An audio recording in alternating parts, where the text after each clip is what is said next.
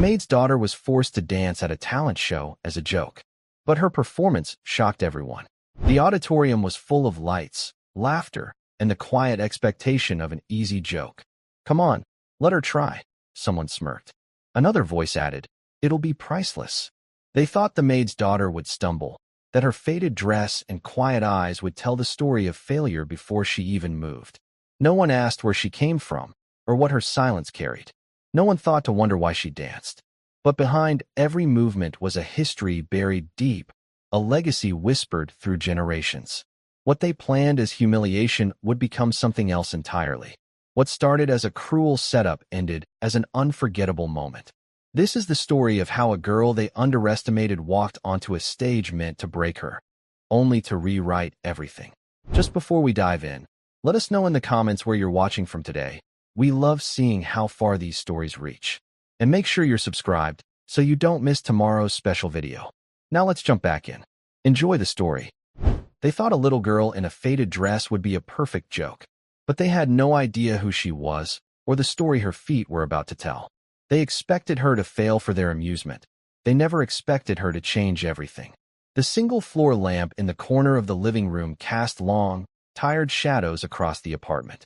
It was a small space, but Susan Miller made it a home. Every worn piece of furniture was clean, every blanket folded. Through the thin walls, she could hear the gentle thumping from her daughter's room. It was a familiar rhythm, the sound of stockinged feet moving across the old wooden floor. It was the sound of 12-year-old Clara dancing. Susan smiled, a quiet, weary expression that held a universe of love. She knew Clara only danced like this when she thought no one was watching, when the world was asleep and she could be free. Clara had her father's grace. Susan saw it every day. He had been a carpenter, a man who worked with his hands, but he moved with a dancer's lightness. He used to waltz Susan around this very living room, humming off-key, his laughter filling the small space.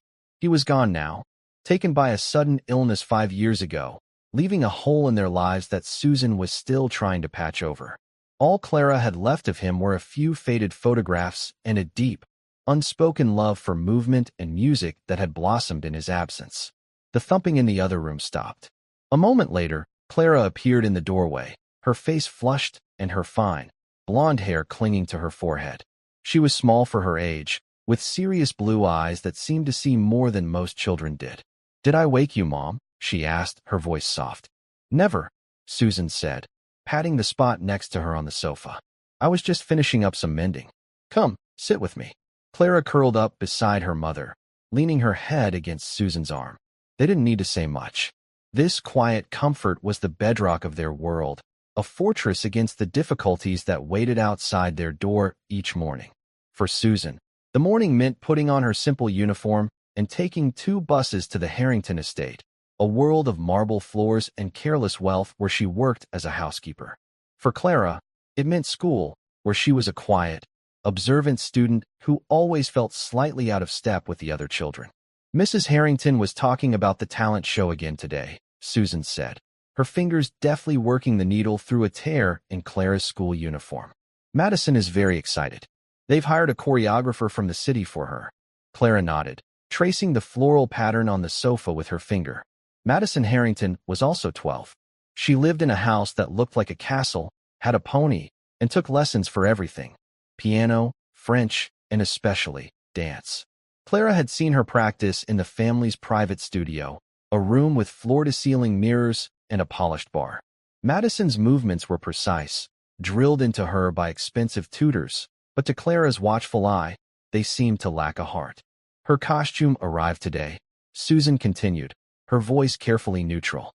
"It came in a very large box, covered in crystals, I think." Clara said nothing. She knew what her mother was doing. Susan was preparing her, in her gentle way, for the unavoidable comparisons that would come. It was a conversation they had in pieces most evenings.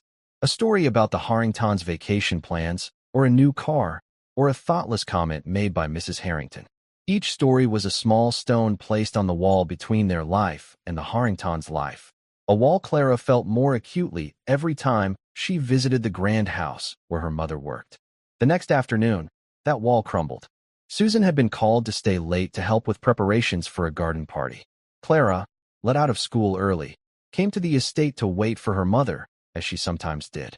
She was told to stay in the kitchen, to be invisible, but the sound of music drew her out. It was coming from the grand ballroom, a room larger than their entire apartment. Peeking through the crack in the tall, mahogany doors, Clara saw Madison practicing her routine for the upcoming America's Next Star youth talent show. Madison twirled across the floor, her movements sharp and aggressive. Her mother, Elizabeth Harrington, sat on a velvet chair, her face a mask of critical focus. "No, no, Madison," she snapped. "Your extension is lazy." Again, Madison huffed, spinning again. As she turned, she caught a glimpse of blonde hair in the doorway. "Mother, the maid's daughter is watching me." Elizabeth Harrington's head whipped around. Her eyes, cold and sharp, landed on Clara. "What are you doing? I thought I told your mother you were to remain in the kitchen." Clara froze, her heart pounding. "I'm sorry, ma'am. I heard the music." Mrs. Harrington stood up, her silk dress rustling. She walked over to Clara, looking her up and down with an expression of faint disgust. Clara was wearing her school clothes, a simple skirt and a blouse Susan had mended twice. She felt herself shrink under the woman's gaze. "She looks like a little stray, doesn't she?" Mrs. Harrington said to the room at large. Madison giggled. Then, a strange, cruel idea began to form on Elizabeth Harrington's face. Her thin lips curved into a smile that did not reach her eyes. "You like to dance, little girl?" Clara could only nod, her throat tight. "Well, you're in luck," Mrs. Harrington said, her voice dripping with false sweetness. "The talent show is a wonderful community event. It's all about participation, about giving everyone a chance to shine." She turned back to her daughter. "Madison, darling, wouldn't it be a wonderful gesture of charity if we sponsored Clara's entry into the competition? A wonderful story for the producers. The privileged girl and the maid's daughter, dancing on the same stage. It's perfect." Madison's eyes lit up with malicious glee. "Oh yes, mother. We could even help her with a costume." She eyed Clara's simple clothes with theatrical pity. Clara's mind raced. Get on a stage? In front of hundreds of people? The thought was a physical pain, a knot of terror in her stomach. "Oh, no, I couldn't," she whispered. "I'm not. I don't have a routine." "Nonsense," Mrs. Harrington purred, placing a heavy hand on Clara's shoulder. "We'll take care of everything. I'll call the producer myself. They love these little human interest stories. My husband is a major sponsor of the event. They won't say no." Just then, Susan entered the ballroom, a tray of polished silver in her hands. She saw her daughter standing frozen under Mrs. Harrington's hand, saw the look on Madison's face, and understood immediately that something was terribly wrong. "Is there a problem, Mrs. Harrington?" Susan asked, her voice steady despite the fear coiling in her gut. "No problem at all, Susan," Elizabeth said, her smile widening. "In fact, we have wonderful news. We're going to sponsor Clara's entry into the talent show with Madison. Isn't that just a wonderful opportunity for her?" Susan looked at Clara's terrified face, then back at the triumphant expression of her employer. She saw the trap for what it was. It wasn't an opportunity, it was a spectacle. A joke designed to make her daughter a punchline, a sad little footnote in Madison Harrington's story of success. But she was trapped. Her job paid for their rent, for their food, for the roof over Clara's head. A single word of refusal, a hint of protest, and it could all be gone. With a heavy heart that felt like it was sinking through the floor, Susan forced a tight smile. "That's very generous of you, ma'am." "Excellent," Mrs. Harrington declared, clapping her hands together softly. "It's settled, then. The preliminary auditions are in 3 days. We'll see you there, Clara." She steered her own daughter away, whispering, "This will be simply priceless." Susan rushed to her daughter's side, kneeling down to look into her eyes. "Clara, honey, look at me. You don't have to do this." "But you'll lose your job," Clara whispered back, tears welling in her eyes.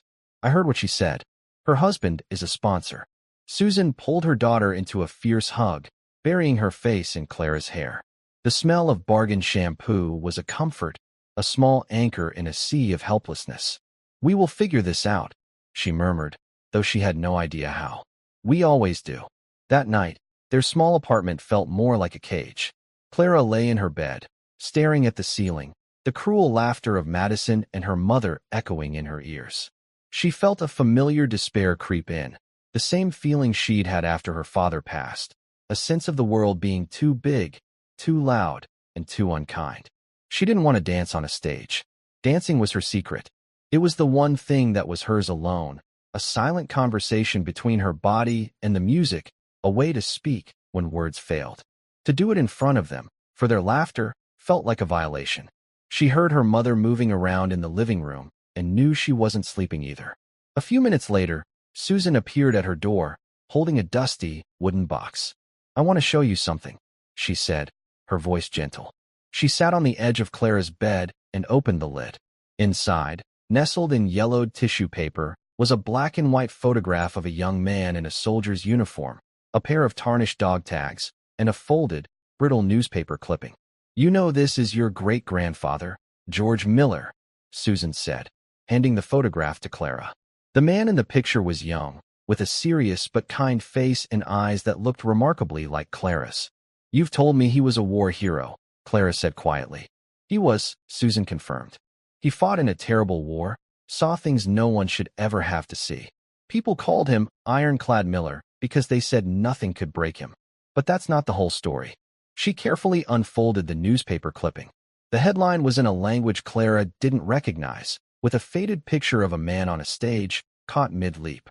He was a dancer, a ballet dancer. His face was the same as the soldiers. Before the war, before he came to this country and changed his name to hide, he was someone else, Susan explained. His name was Mikhail Petrov, and he was a famous dancer in Russia.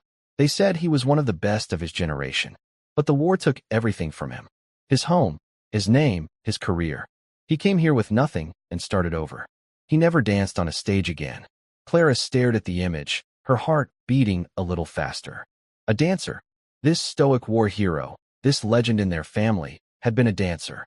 He never talked about it, Susan continued, her voice filled with a distant sadness.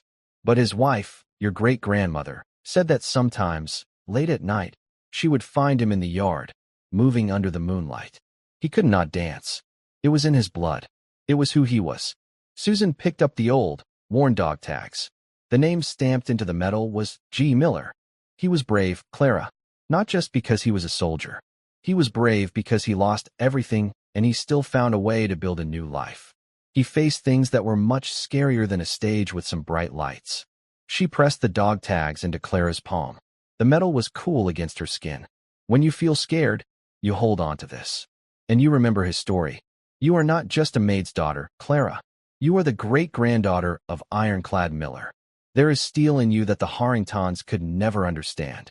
Clara closed her fingers around the dog tags, the sharp edges pressing into her palm. She looked from the photo of the soldier to the clipping of the dancer. For the first time that day, the knot of fear in her stomach loosened, replaced by a tiny, fragile spark of something else. Something like courage. She didn't know if she could do this. But now, she knew she had to try. Not for the Harringtons, not for the show, but for the silent dancer who lived on in her blood. The next day, Susan called the production office of America's Next Star to confirm Clara's participation. The man on the phone was named Mark Jennings. He sounded slick and overly enthusiastic. "Susan, wonderful to hear from you," he boomed, as if they were old friends. "Elizabeth Harrington has told me all about your little Clara. What a heartwarming story. It's exactly the kind of thing our audience loves. The underdog, the dream against all odds. It's ratings gold." Susan's stomach turned. "Clara is a very shy girl, Mr. Jennings. She's not used to any of this." "Don't you worry about a thing," Mark said with a practiced chuckle. "We'll take great care of her. Just get her to the studio tomorrow for the pre-show interviews and a quick rehearsal. We want to capture all that raw, authentic emotion." Susan knew what raw, authentic emotion meant. They wanted to film her daughter's fear. They wanted to package her poverty and her shyness into a 2-minute segment designed to make the audience feel a mix of pity and superiority before they cast her aside. She hung up the phone, her hand trembling slightly. This was so much worse than she had imagined. It wasn't just Mrs. Harrington's private joke anymore. Now, they were going to broadcast it to the entire city. When she told Clara, the girl's face went pale. "Interviews? They want to ask me questions." "We'll get through it together," Susan said, trying to inject a confidence into her voice that she did not feel. "We'll just tell the truth. That you love to dance. That's all." She helped Clara pick out an outfit for the next day. The options were limited. They settled on a simple blue dress, one of the few Clara owned that wasn't a hand-me-down. Susan had sewn it herself for a school recital 2 years ago. It was neat and clean, but next to the designer clothes of the other contestants, she knew it would look plain and homemade. Susan stayed up late that night, carefully ironing the dress and sewing a small, hidden pocket on the inside, just big enough for a pair of old dog tags. The television studio was a sprawling, intimidating building of glass and steel. Inside, it was a chaotic maze of corridors, sound stages, and brightly lit rooms filled with people rushing around with clipboards and headsets. A young intern with pink hair and a perpetually stressed expression met them at the reception desk. "Clara Miller?" she asked, not looking up from her phone. "Mark's waiting for you in interview room B. Mom, you can wait in the green room. Down the hall to the left." Separating them was the first move. Susan squeezed Clara's hand tightly. "You'll be fine. Just be yourself. I'm right down the hall." Clara nodded, clutching the dog tags in her hidden pocket. The intern led her into a small, dark room where several cameras were pointed at a single empty chair. Mark Jennings sat opposite it, looking predatory under the harsh lights. He was younger than he sounded on the phone, with perfectly styled hair and a smile that was all teeth. "Clara, welcome," he exclaimed, standing to greet her. "Come, have a seat. Don't be nervous. This is just a friendly chat." Clara sat, the heat from the lights making her feel dizzy. A technician clipped a microphone to the collar of her dress. "So, Clara," Mark began, leaning forward conspiratorially once the cameras were rolling. "Tell me, what's it like for a girl like you to be in a place like this? It must be a dream come true." Clara swallowed. "It's very big," she said. "I'll bet." Mark chuckled. "And Mrs. Harrington sponsored your entry.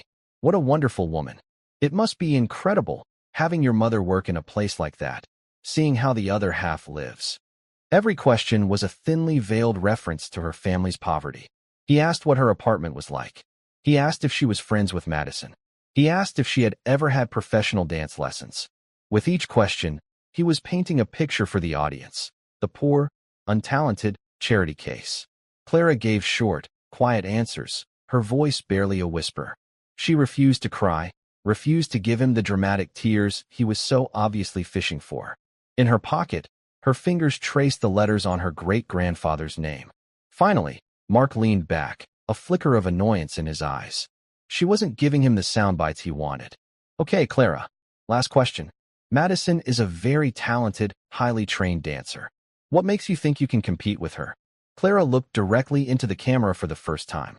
She thought of her mother, working tirelessly to keep them afloat. She thought of her father, waltzing her mother around their tiny living room. And she thought of the dancer, the soldier, the man who had survived so much more than this. "I don't think about competing with Madison," she said, her voice small but clear. "When I dance, I'm just telling a story." The answer was so simple, so unexpected, that Mark was momentarily silenced. He quickly recovered, ending the interview with another plastic smile. "Wonderful. That's just wonderful. Now, let's get you to the rehearsal stage." The rehearsal was even more humiliating. The stage was vast and empty. A few bored-looking technicians lounged in the front rows. Madison was there with her mother, stretching imperiously in a corner. She was wearing a professional-looking leotard and leggings. Clara, in her simple blue school dress, felt like a ghost. "Okay, little star, show us what you've got," Mark said, gesturing to the center of the stage. "What's your music?" I brought a CD," Clara said, holding it out. It was a piece of classical music her father had loved, a powerful, melancholic cello suite. Mark glanced at it with a smirk. "Ambitious. Okay, hit it, Gary." The soaring notes of the cello filled the empty auditorium. Clara took a deep breath, closed her eyes, and tried to dance. But she couldn't. Her limbs felt heavy, her feet glued to the floor. She was acutely aware of every set of eyes on her. She could feel the judgment from the technicians, the smug amusement from Mark, the pure contempt from the Harringtons.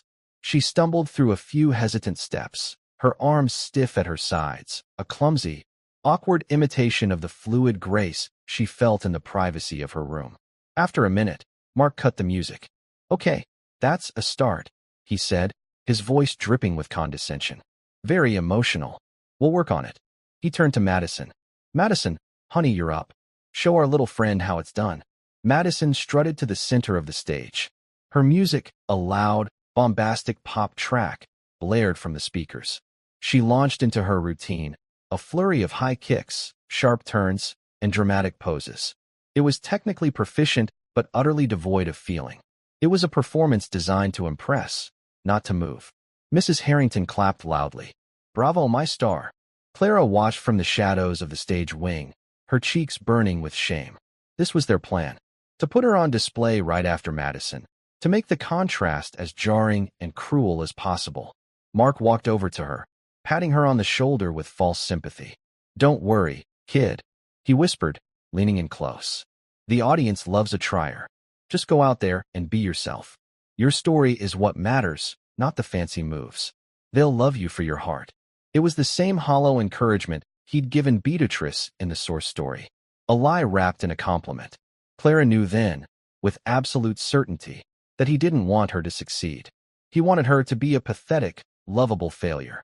As she and her mother rode the bus home in silence, the city lights blurring past the window, Clara felt a cold resolve settle over her. They thought they knew who she was. They had written her story before she even had a chance to tell it. They were all wrong. Susan held her daughter's hand, her own thoughts a turbulent storm of anger and fear. She was angry at the casual cruelty of the Harringtons, at the smirking producer, and most of all, at her own powerlessness. To protect her child, she had been forced to lead her into this public humiliation. The guilt was a physical weight on her shoulders. When they arrived back at their small, quiet apartment, the familiar space offered little comfort. It felt fragile, as if the harshness of the outside world had followed them in and settled in the corners. Clara went straight to her room without a word and gently closed the door. Susan stood in the living room, listening. She didn't hear the familiar, soft thumps of Clara dancing. She heard only silence, and it was a sound that broke her heart. Later, she heated up some soup for dinner, a simple vegetable broth that was usually one of Clara's favorites. She knocked softly on her daughter's door. Clara, honey, dinner's ready. The door opened a crack. Clara's face was pale, her eyes red-rimmed. I'm not hungry, Mom. Just a little, Susan urged gently. You need to keep your strength up. Clara came out and sat at the small kitchen table, staring into the bowl of soup as if it were an impossible puzzle. She pushed a piece of carrot around with her spoon. I can't do it, she whispered, her voice cracking. I can't go back there.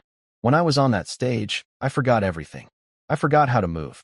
I just stood there while they all stared at me. Madison, she was laughing. I know, Susan said, her voice aching with sympathy. She reached across the table and covered Clara's hand with her own. What they are doing is wrong, Clara. It's mean, and it's unfair. Then why do we have to do it? Clara asked, a tear finally escaping and rolling down her cheek. Why can't we just say no? Susan took a deep, shaky breath. She had to be honest.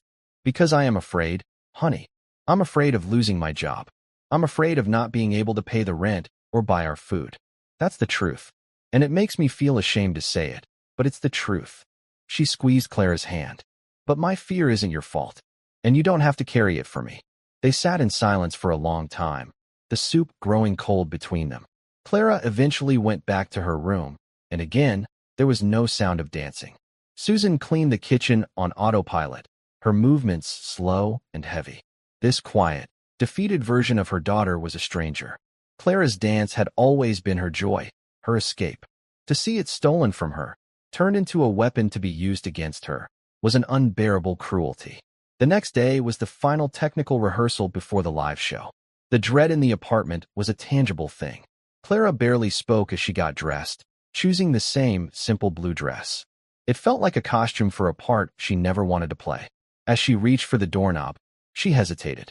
Susan saw the fear in her daughter's eyes, the way her shoulders slumped in defeat. Wait a moment, she said. She went to the wooden box and took out the photograph of her great-grandfather, the dancer. She didn't say anything. She simply propped it up on the little table by the door, right where Clara would see it as she left. The young man in the photo seemed to look back at them, his gaze steady and calm. It was a silent reminder. The atmosphere at the studio was even more frantic than before. Contestants and their parents bustled through the hallways, a nervous, electric energy in the air. Mark Jennings greeted Clara with the same false warmth, a camera crew trailing him. "Clara, our little Cinderella," he announced, loud enough for everyone to hear. "Ready for your big day tomorrow? We're just going to run the lighting cues. No pressure. Just walk through your routine one more time for us." The Harringtons were already there, holding court near the stage. Mrs. Harrington was speaking to another wealthy-looking mother, gesturing discreetly toward Clara while whispering behind a manicured hand. The other woman glanced over, her expression a mixture of pity and disdain. The poison of their narrative was spreading. Clara walked toward the stage, her feet feeling like lead. This time, she didn't even try to dance. When the music started, she simply walked to her starting position, stood for a moment, and then walked off. She couldn't bring herself to perform for them again, not even in rehearsal. The music played into an empty spotlight on the stage. Mark sighed theatrically. "Stage fright," he said to his cameraman, shaking his head. "Poor kid. It's a lot to handle. Make sure you get a tight shot of her face tomorrow. The audience needs to feel that emotional journey." As Clara walked down the dark corridor leading away from the stage, her head down, a voice cut through her misery. "Hey, kid." She looked up.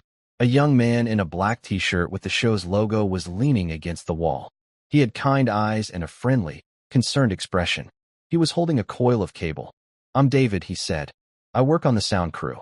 Clara just nodded, expecting him to mock her like everyone else. "Listen," he said, lowering his voice. "Don't let them get to you. I've seen them do this before. They find someone they think is an easy target, and they build a whole story around them. The sad story. It's all planned." Clara stared at him, surprised by his honesty. "That producer, Mark, he thinks he's making a movie, and you're his sad little character," David continued. "He wants you to be scared. He wants you to look helpless. That's his sympathetic elimination segment." The phrase hung in the air between them. Sympathetic elimination. That's what she was. A pre-planned failure. "So what do I do?" Clara asked, her voice barely audible.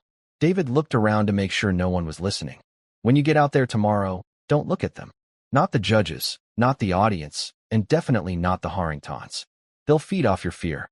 Instead, find something to look at in the back of the auditorium. A little red exit sign, a light on a camera, anything. Stare at that one spot and dance for it. Don't dance for them. Don't even think about them. Just do what you do in your room when you're all alone. Can you do that?" The advice was so simple, yet it felt like a lifeline. A strategy. It was a way to take back a tiny piece of control.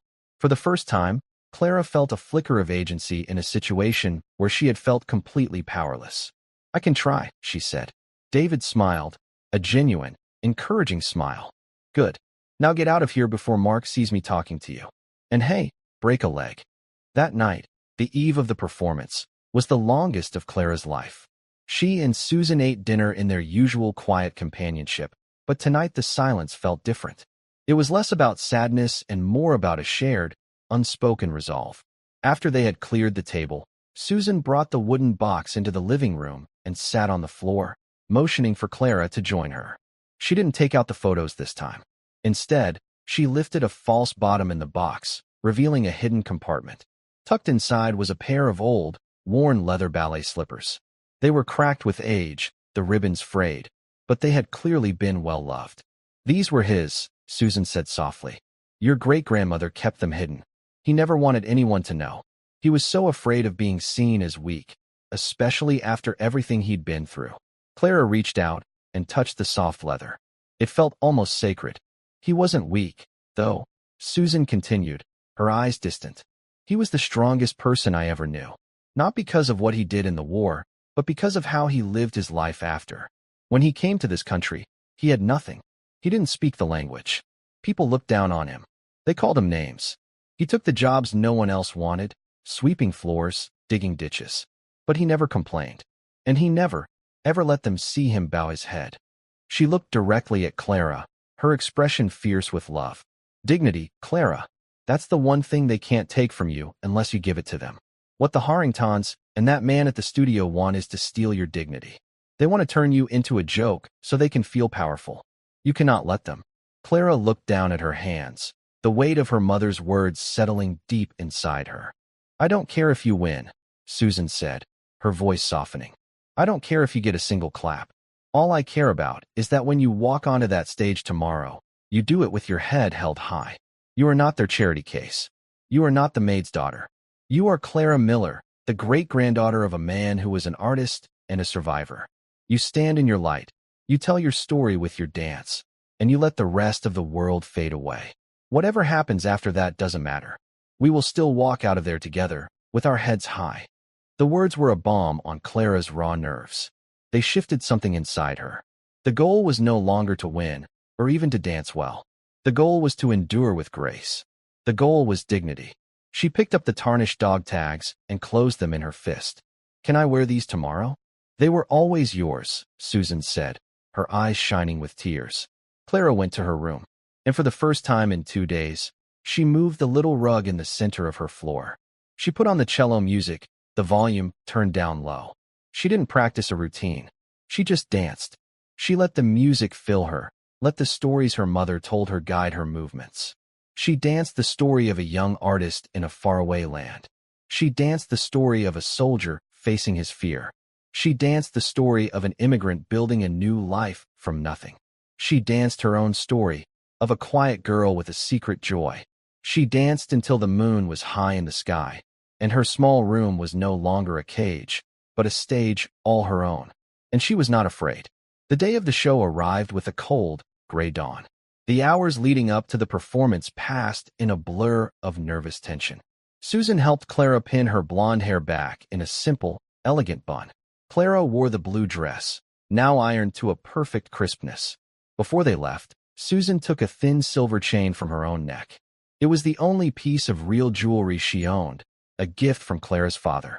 She carefully threaded the dog tags onto it and fastened it around Clara's neck, tucking it beneath the collar of the dress so it lay hidden, resting coolly against her skin. "He's with you," Susan whispered, kissing her daughter's forehead. Backstage at the theater was a world of controlled chaos. Dancers in glittering costumes stretched in the hallways. Singers vocalized in corners. A magician practiced a card trick with shaking hands. The air was thick with the smells of hairspray and nervous sweat. The Harringtons had a private dressing room, its door marked with a gold star. Clara and Susan were assigned a spot in a crowded communal area, a corner with 2 chairs and a sliver of a mirror. Madison swept by them at one point, a whirlwind of sequins and tulle, her makeup professionally applied. "Don't smudge the floor with your shoes, Clara," she said with a smirk, before disappearing into her dressing room. Clara ignored her. She sat quietly, her hands resting in her lap, her posture straight and calm. She wasn't the same terrified girl from the rehearsals. She was composed, her expression serious and focused. Susan watched her, marveling at the transformation. The steel she had spoken of was now visible. Mark Jennings bustled over, his fake smile firmly in place. "There she is, our little star. How are you feeling, sweetie?" "Nervous." He had a camera crew with him, eager to capture her last-minute jitters. Clara looked up at him, her blue eyes clear and direct. "I am ready, Mr. Jennings," she said, her voice even. Her composure seemed to throw him off. This didn't fit the narrative of the terrified charity case. He recovered quickly. "That's the spirit. Remember, just have fun with it. America loves authenticity." He patted her on the head, a condescending gesture, and moved on to his next victim. A stage manager with a headset called out places. 5 minutes to showtime. Susan knelt in front of her daughter, taking both of her small hands. "Don't forget what we talked about. This is your story. No one else's." "I won't," Clara promised. Her fingers went to the hidden dog tags beneath her collar, her own private armor. She was the 7th contestant in the lineup, scheduled to go on right after a loud, energetic hip-hop group, and just before Madison Harrington. It was a deliberate choice by the producers, designed to maximize her humiliation. The hip-hop group finished to wild applause, their performance a technical marvel of synchronized movement and acrobatics. Then, the stage went quiet. The host, a man with a dazzling white smile, stepped into the spotlight. "And now, folks, we have a very special story for you," he began, reading from the teleprompter with practiced sincerity. "Our next contestant is here tonight, thanks to the generosity of the Harrington family. She's a little girl with a big dream, whose mother works for the family as a housekeeper. It just goes to show you, it's never too late to chase your dreams. Please give a warm welcome to the very brave, Clara Miller." Polite, slightly pitying applause rippled through the massive auditorium. Clara walked from the wings into the blinding glare of the spotlights. The stage felt 100 miles long. She could feel the weight of thousands of eyes on her, could sense their collective judgment of her simple dress, her lack of professional polish. A camera on a long mechanical arm swooped in close, its red light glowing like a predator's eye. She walked to the center of the stage and stood there, her hands clasped loosely in front of her. The host approached. "Welcome, Clara. It's a big stage. Are you nervous?" "A little," she admitted, her voice soft but steady. "Well, we're all so proud of you for being here. What will you be performing for us tonight?" Clara took a quiet breath. "I'm going to dance to Bach's Cello Suite No. 1. A murmur went through the audience and the judges' panel. It was a serious, complex piece of music, a choice so unexpected for a 12-year-old in a talent show that it bordered on absurd. The lead judge, a famous Broadway choreographer known for his sharp tongue, raised an eyebrow. In the control room, Mark Jennings leaned into his microphone, speaking to the director. "Here we go. Get ready with the camera on Mrs. Harrington. I want her patronizing, teary-eyed reaction shot. This is going to be a train wreck. A beautiful, heart-wrenching train wreck."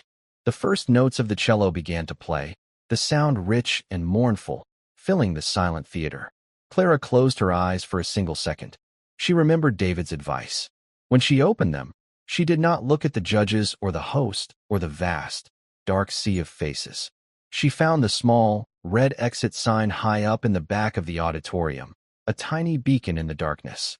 She fixed her gaze on it. And then, she began to tell her story. Her first movement was not a grand leap or a dramatic twirl. It was a simple, quiet gesture.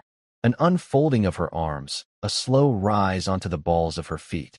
It was a movement of awakening, of a story beginning to be told.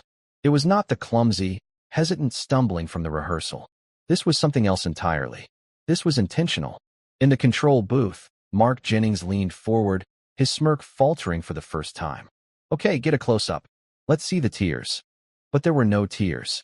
Clara's face was a mask of intense concentration, her blue eyes fixed on that distant red light. Her body, small and unassuming in the simple blue dress, began to move with a fluidity that was breathtaking. She was not executing steps she had memorized. She was channeling a narrative. Her dance told the story of a young man in a cold, distant land, his movements full of youthful joy and artistic passion. Her arms carved shapes in the air that spoke of soaring ambition, of a life laid out like a grand stage. The lead judge, the famously severe choreographer, slowly sat up straighter in his chair. He took off his glasses, polished them on his jacket, and put them back on, as if he couldn't believe what he was seeing. This was not the amateurish display he had expected. The girl's technique was unrefined. Yes, she lacked the polished precision of a studio-trained dancer, but she possessed something far rarer. She had an innate, almost primal connection to the music. Every note from the cello seemed to flow through her, not just around her. In the wings, Susan Miller stood with her hands pressed to her mouth, tears streaming silently down her face. This was her daughter. This was the secret, beautiful dance she had only ever glimpsed through a cracked door. To see it now, unfurling in all its glory under these harsh, unforgiving lights, was a pain and a joy so profound it stole the air from her lungs. On stage, the tone of the music shifted, becoming darker, more dissonant. Clara's movements changed with it. The joyful leaps were replaced by sharp, angular gestures. Her body coiled and contracted, telling the story of war, of loss, of a world turned upside down. She moved with a ferocity that seemed impossible for a girl her size.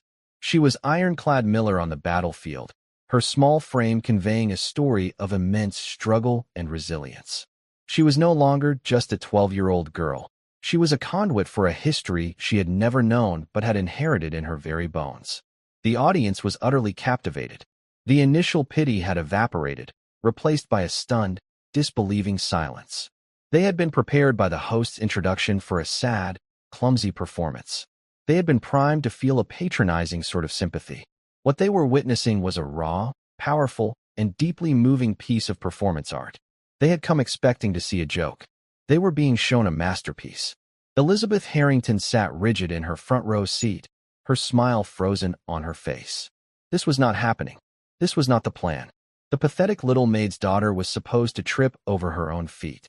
She was supposed to be a laughable footnote, a moment of comedic relief before her own daughter's triumphant performance. She glanced at her husband, whose usual expression of bored indifference had been replaced by one of genuine fascination. She looked at her daughter, Madison, who was staring at the stage with a look of pure, venomous jealousy. The beautiful, expensive trap they had set was not only failing, it was transforming its intended victim into a star. "What is she doing?" Elizabeth hissed under her breath. In the control booth, Mark Jennings was frantic. "Forget the Harrington shot. Keep the camera on the girl. On her face, on her feet, I don't care. Just stay on her. This is not the story we were selling, but it's 1,000 times better. This is gold, Jerry, pure gold." The final movement of the cello suite began, a melody of profound sorrow, but also of hope and rebirth. Clara's dance transformed once more. The sharp, pained movements softened. She told the story of a journey across an ocean, of a new beginning in a strange land. She danced the quiet dignity of a man sweeping floors, his artist's soul hidden but not extinguished. She danced the strength of a family putting down new roots, of love found in a small, worn apartment. She danced the story of her mother's tireless work, of her father's waltz in the living room. She danced her own story. As the last, long, resonant note of the cello faded into silence, Clara's movements slowed. She ended not in a dramatic, posed finish, but in a position of quiet repose, her head bowed, her hands clasped in front of her. She stood there, perfectly still, a small, solitary figure in a vast pool of light. For a full 5 seconds, the theater was utterly, completely silent. It was a silence so deep, so absolute, that it felt louder than any applause. It was the sound of thousands of people collectively holding their breath, trying to process what they had just witnessed. They had forgotten they were at a televised talent competition. They had been transported. Then, a single person in the back of the auditorium stood up and started to clap. The sound was like a stone dropped into a still pond. A moment later, another person joined in, then a dozen, then 100, and then the entire theater erupted. It was not the polite, encouraging applause they had given her at the beginning. It was a roar, a thunderous, heartfelt, overwhelming ovation that shook the very foundations of the building. People were on their feet, whistling, cheering, some wiping tears from their eyes. Clara lifted her head, and for the first time, she looked out at the audience. She seemed startled by the wall of noise coming at her, as if she were waking from a dream. The host, his professional composure shattered, walked onto the stage, his face a picture of genuine astonishment. He stood beside her, waiting for the applause to die down, but it showed no sign of stopping. The judges were all on their feet, clapping as loudly as anyone. The severe choreographer was beaming, all his earlier cynicism gone. He caught Clara's eye and gave her a sharp, respectful nod. It was the highest praise he could give. Backstage, David, the young sound technician, let out a whoop of triumph, pumping his fist in the air. He had given her a small piece of advice, but she had taken it and built a miracle. In her seat, Elizabeth Harrington was pale with fury. Her perfect plan, her perfect evening, was ruined. She grabbed Madison's arm, her fingers digging in like claws. "You will go out there, and you will be better," she seethed, her voice a venomous whisper. "Do you understand me?" Madison just stared at the stage, at the small girl in the simple blue dress who was being showered with more adoration than Madison, with all her lessons in costumes and privilege, had ever received in her life. For the first time, Madison wasn't just jealous. She was afraid. When the applause finally began to subside, the host held up his microphone. "Clara Miller, everyone," he said, his voice thick with emotion. I think I speak for everyone here when I say, we have just witnessed something truly, truly special." He turned to her, his eyes wide with wonder. "Clara, where did you learn to dance like that?" Clara looked out at the sea of faces, her heart pounding not with fear, but with a strange, exhilarating new feeling. She touched the chain hidden beneath her collar.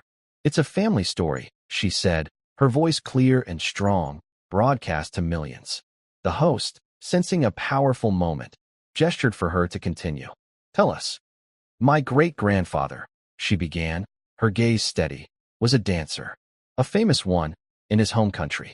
But he lost everything in a war. He came here with nothing but the clothes on his back and the name on his dog tags. He never danced on a stage again. He worked hard. He built a new life, and he was a hero. But he never let go of who he was. She looked directly into the main camera, as if speaking to someone far away. He taught me that you don't have to have a big stage to be a dancer. You just have to have a story to tell. Her words, so simple and profound, landed with the force of a revelation. In the audience, her mother, Susan, sobbed openly, her heart fit to burst with love and pride. She saw not just her daughter in that spotlight, but the ghost of a forgotten artist, finally getting his due.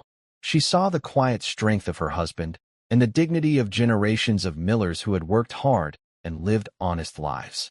In that moment, her daughter had given them all a voice.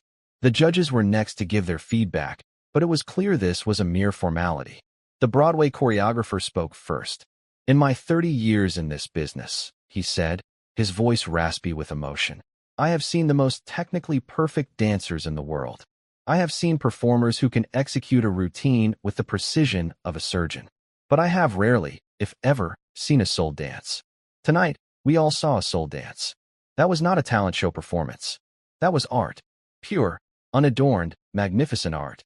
The other judges echoed his sentiments, showering her with praise that was both effusive and sincere. They were no longer speaking to a contestant. They were speaking to an artist. After the judges' comments, it was Madison Harrington's turn to perform. She walked onto the stage in a costume that was a riot of pink feathers and sparkling crystals, a strained smile plastered on her face. Her loud, generic pop music started, and she launched into her highly rehearsed routine. Her kicks were high, her turns were fast, her smile was wide. But the performance, which moments before would have seemed impressive, now felt hollow and empty.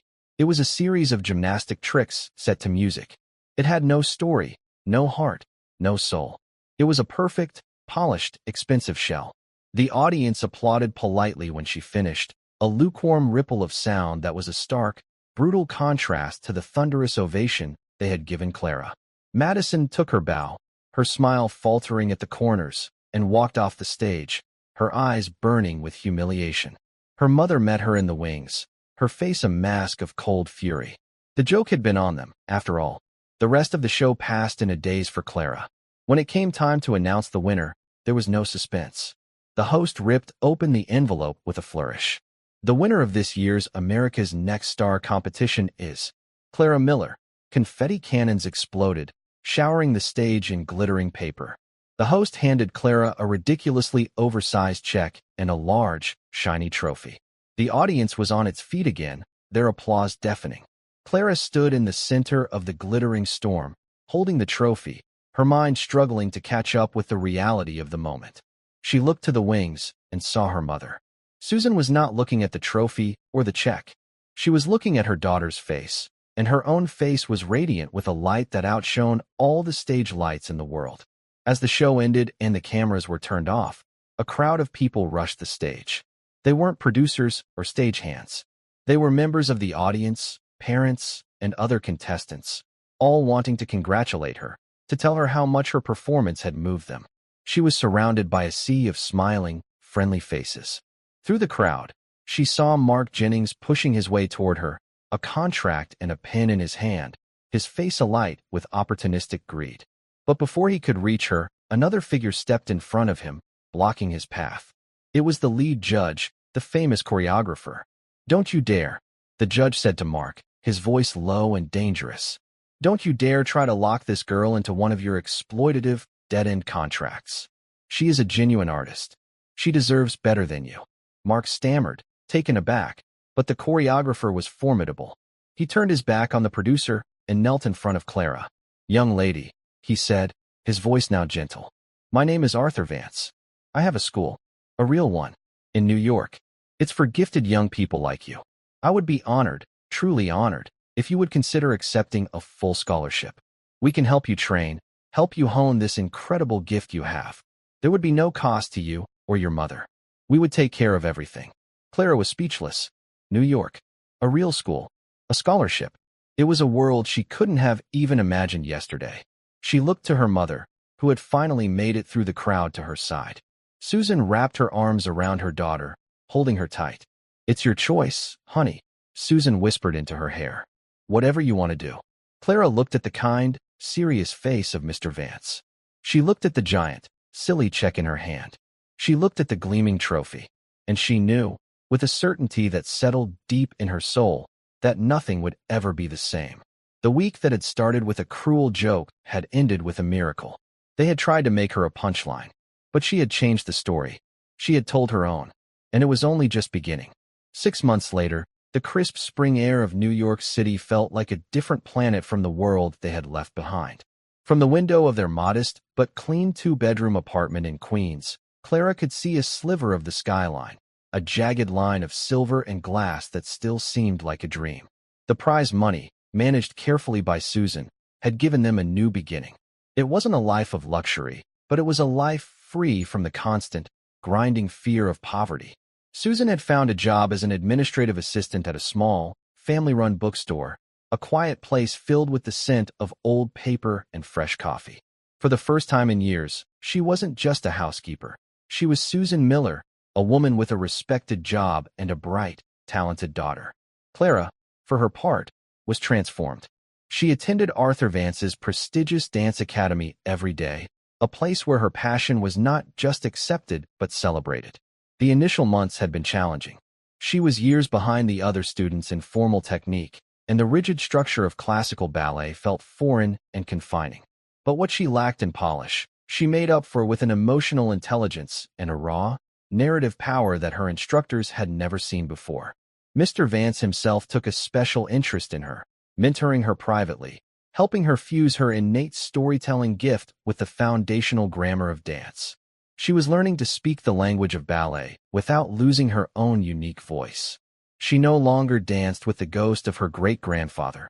She danced with his spirit.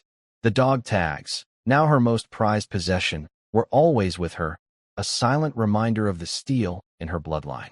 One afternoon, Susan was browsing the internet during her lunch break when a headline caught her eye. It was from a gossip column, accompanied by a picture of a sullen-looking Madison Harrington. The article detailed how the Harrington family had quietly withdrawn Madison from the public eye after her disastrous performance on America's Next Star. The cruel joke they had planned had backfired so spectacularly that it had made them social pariahs. Mr. Harrington's business partners, wary of the negative publicity, had distanced themselves. The family had sold their grand estate and moved to a smaller, less ostentatious home in another state. Their reign as local society royalty was over, not with a bang, but with a quiet, humiliating whimper. Susan felt not a sense of triumph, but a quiet, somber sense of justice. That evening, Clara came home from school, her face flushed with excitement. "Mr. Vance chose me for a solo part in the spring showcase," she announced, dropping her dance bag by the door. "It's a new piece he choreographed. He said he wrote it for me." Susan wrapped her daughter in a hug, her heart swelling with a pride so fierce it almost hurt. "Oh, Clara, that's wonderful." Later, as they sat by the window, watching the city lights begin to glitter against the deep blue twilight, Clara leaned her head on her mother's shoulder. "Do you ever miss our old apartment?" Clara asked softly. Susan thought for a moment. She thought of the worn furniture, the thin walls, the constant worry. "I miss how close we were," she said honestly. "But I think we brought the best parts of it with us." Clara nodded, her eyes on the distant, shining towers. They had been a joke, a charity case, a footnote in someone else's cruel story. But in the space of 1 week, with a single dance, they had rewritten their own destiny. Their story was no longer about survival. It was about soaring, and it was still just beginning. And that's where we'll end the story for now. What did you think of this journey? Have you ever experienced something similar, or discovered hidden meaning in an unexpected place? Share your thoughts in the comments below. I'd love to know what you were doing while listening. Maybe relaxing after work, on a late-night drive, or just winding down. I truly enjoy hearing your own stories. And if you want to make sure we cross paths again, hitting like and subscribing makes a huge difference. There are so many more inspiring journeys waiting to be told. Tell me, where are you watching from today? Remember, the people around us often carry extraordinary gifts we might never expect. Sometimes all it takes is someone believing in them. Until next time, keep your heart open to life's little surprises, and thank you for spending this time with me.